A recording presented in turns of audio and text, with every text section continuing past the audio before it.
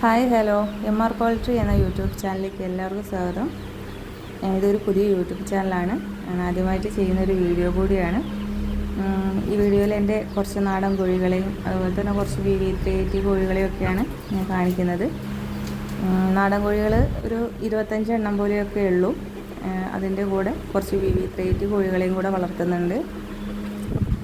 പിന്നെ എൻ്റെ ഈ ചാനൽ കാണുന്ന എല്ലാവരും എൻ്റെ ചാനലൊന്ന് സബ്സ്ക്രൈബ് ചെയ്യണം, സപ്പോർട്ട് കൂടെ ചെയ്യുക, ലൈക്ക് ചെയ്യണം, അതുപോലെ ഷെയർ ചെയ്യുക. അപ്പോൾ എല്ലാവരും വീഡിയോ ഫുള്ള് കാണാൻ ശ്രമിക്കുക. അപ്പം ഈ കാണുന്നതൊക്കെ തന്നെയാണ് എൻ്റെ നാടൻ കോഴികൾ. ഞാൻ പറഞ്ഞല്ലോ 25 എണ്ണത്തിൽ ഒക്കെ ഉള്ളൂ നാടൻ കോഴികളായിട്ടുള്ളത്. അപ്പോൾ വെറൈറ്റി കോഴികളെന്ന് പറയാൻ അധികമൊന്നുമില്ല. ഒരു മുള്ളൻ കോഴി അങ്ങനെയൊക്കെ ഇപ്പം എൻ്റെ കയ്യിലുള്ളൂ. ഇപ്പം നാടൻ പൂവന്മാർ 3 പൂവന്മാരാണുള്ളത്, ബാക്കിയൊക്കെ പെടയാണ്.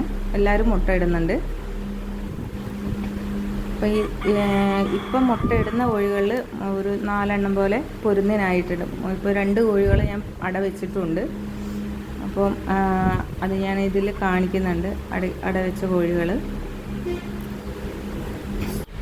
പിന്നെ ഞാൻ ഈ നമ്മുടെ കോഴികൾക്ക് അവർ ഇടാനും വേണ്ടി ഒരു സൗകര്യം ചെയ്തത് നമ്മളെ വീടിനോട് ചേർന്നിട്ടുള്ള സ്ഥലമാണ് കേട്ടോ. അത് അത്യാവശ്യം നല്ല കുറച്ച് ഏരിയ കണക്കാക്കി ഉണ്ടാക്കിയതാണ്. അവർക്ക് ചിന്തിപ്പെറുക്കി നടക്കാനും ഒക്കെ പാകത്തിനാണ് ചെയ്തത്. പിന്നെ ചുറ്റുപാടും ഞാൻ ഈ പച്ച നെറ്റ് വാങ്ങിയിട്ട് മറിച്ചതാണ്. അത് അത്യാവശ്യം നല്ല ഉയരത്തിൽ തന്നെ മറിച്ചിട്ടുണ്ട്. അവർ പുറത്തേക്ക് പറക്കാണ്ടിരിക്കാനും എല്ലാത്തിനും കൂടെ വേണ്ടിയിട്ട് നല്ല പൊന്തിച്ച് കെട്ടിയിട്ടുണ്ട്. പിന്നെ ഇതിൻ്റെ പുറത്ത് ഞാൻ നമ്മളെ കണ്ണിയുള്ള നെറ്റ് ഉണ്ടല്ലോ, അതും കൂടെ കെട്ടി കൊടുത്തിട്ടുണ്ട് കേട്ടോ.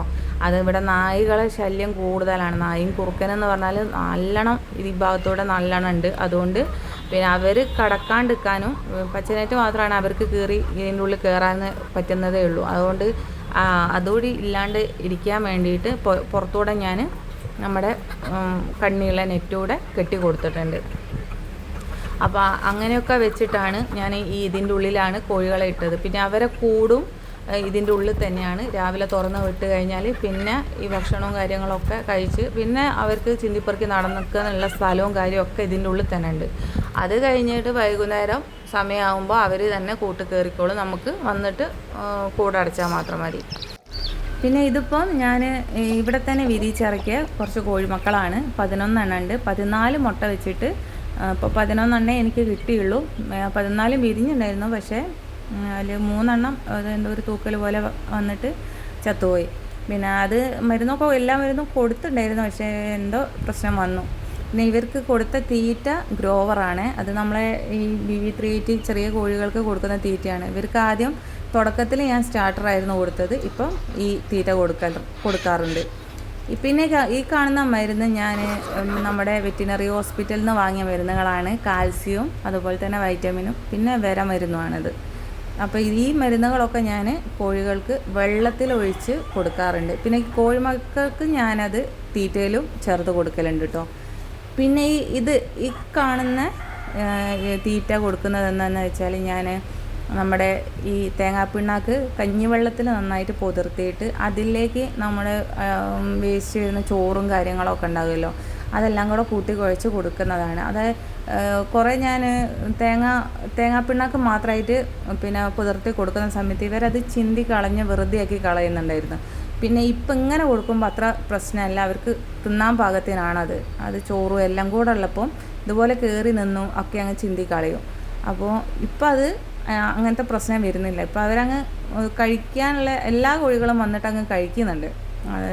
ചിന്തിപ്പോക്കി നശിപ്പിക്കുന്നൊന്നുമില്ല.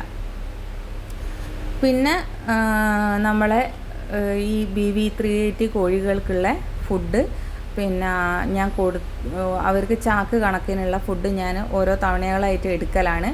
അത് പിന്നെ ഇവർക്ക് മുട്ടക്കോഴികൾക്ക് കൊടുക്കുന്ന 10 മുട്ടക്കോഴികളാണുള്ളത്. അത് ഇവർക്ക് കൊടുക്കുന്നത് പിന്നെ ലെയർ മാഷാണ് കേട്ടോ.